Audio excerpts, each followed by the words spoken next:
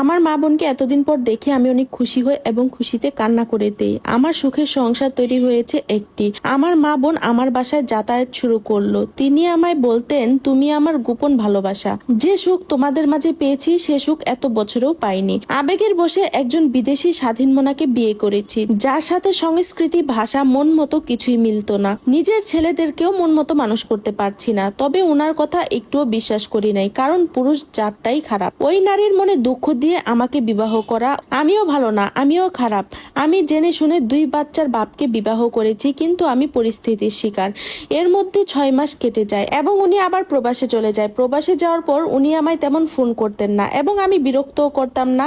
নিজ থেকে আমিও কল দিতাম না। তবে দিনকে দিন আমি বিবেকের দহনের আগুনে পুড়ছি। জেনে শুনে একটা নারীর স্বামীকে বিবাহ করেছি। অসহায় গরিবদের বিবেকের দহনে পুড়েও বা কি হবে? যা হওয়ার কিংবা যা করার তা তো করেই ফেলেছি। মানসিক শান্তি আমি হয়তো মৃত্যুর আগ পর্যন্ত পাবো না, কারণ একজনের স্বামীকে 2টা সন্তানের পিতাকে আমি বিবাহ করেছি। সমাজ আমার দিকে আঙ্গুল আগে তুলবে, কারণ আমি মেয়ে। পুরুষের দিকে আঙ্গুলটা আগে তুলবে না, পুরুষ যতই অন্যায় করুক। অবশ্য সব ক্ষেত্রে না, কিছু কিছু বিষয়ে। উনি মাঝে মাঝে ফোন করতেন এবং মেয়ের সাথে কথা বলতেন, আমাদের চলার জন্য টাকা পাঠাতেন। এভাবে প্রায় 1.5 বছর কেটে যায়। একদিন ফোন করে আমাকে অনেক মায়া লাগানো কথা বলে, মেয়ের সাথেও কথা বলে। এটাই শেষ কথা ছিল। আমি নর্মালি নিয়েছিলাম, কারণ উনি সব সময় বলতেন ঘরের খেয়াল রাখবে, মেয়ের খেয়াল রাখবে। 1.5 বছর পর ওনার সাথে আমার টোটালি যোগাযোগ অফ হয়ে যায়। আমি কিন্তু ওনার ফ্ল্যাটে আছি, কিন্তু উনি ফোন করতেন না। খরচ দেওয়া বন্ধ হয়ে যায়। আমি ফোন দিলে ব্যাগ আসতো না। একটা মহিলা কল করতো, অনেক সময় ছেলের কণ্ঠ শুনতাম।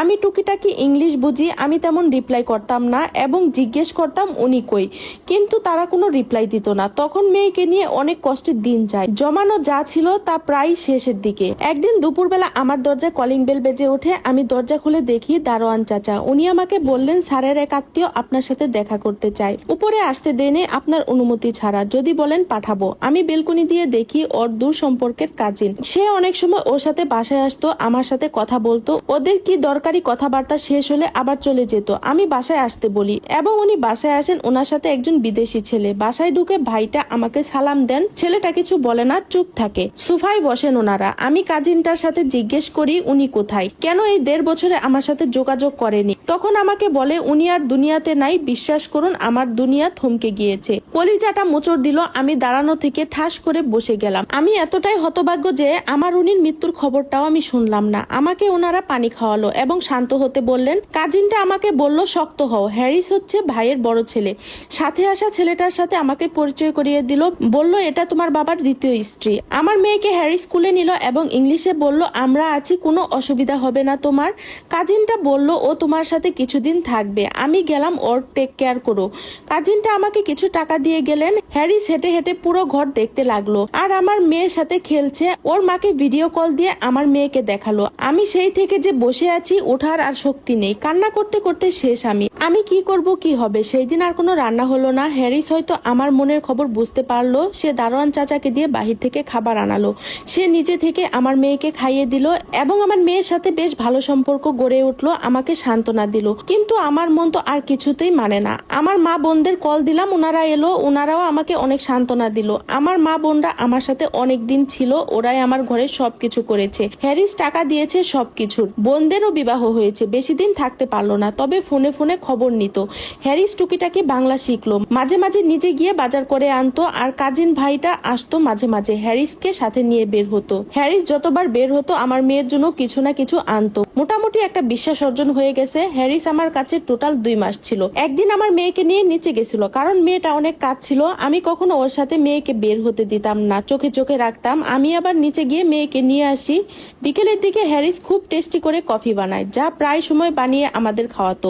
মেয়ে বাদে আমি মা সবাই কফিটা খাই। সেই কফি খেয়ে এত ঘুম যে পরের দিন সকালবেলা উঠে দেখি আমার মেয়েও নাই, হ্যারিসও নাই। আমি গিয়ে দারোয়ান চাচাকে জিজ্ঞেস করি। চাচা বলল, ওরা তো গতকাল বিকেলে বের হয়েছে আপনার মেয়ে সহ। বিদেশি পোলাটার হাতে একটা ব্যাগ ছিল। ঘরে দেখলাম হ্যারিসের কোনো জিনিসপত্র নেই। আমি কাজিন ভাইটাকে ফোন দিলাম। উনি আমাকে বললেন, চুপ থাকো, বেশি বাড়াবাড়ি করলে দুনিয়া থেকে বিদায় করে দিব। আমি মেয়েকে অনেক খুঁজলাম, থানায় গেলাম, মামলা দিলাম, কিন্তু মেয়ে আর পেলাম না। আমার স্বামীর বিদেশি নাম্বারে কল করলাম, কল হ্যারিস ধরলো। বুঝতে পারলাম ও বিদেশ চলে গেছে। তবে আমার মেয়ে তো বিদেশে যাওয়ার কথা না, কারণ ওর তো পাসপোর্ট নেই।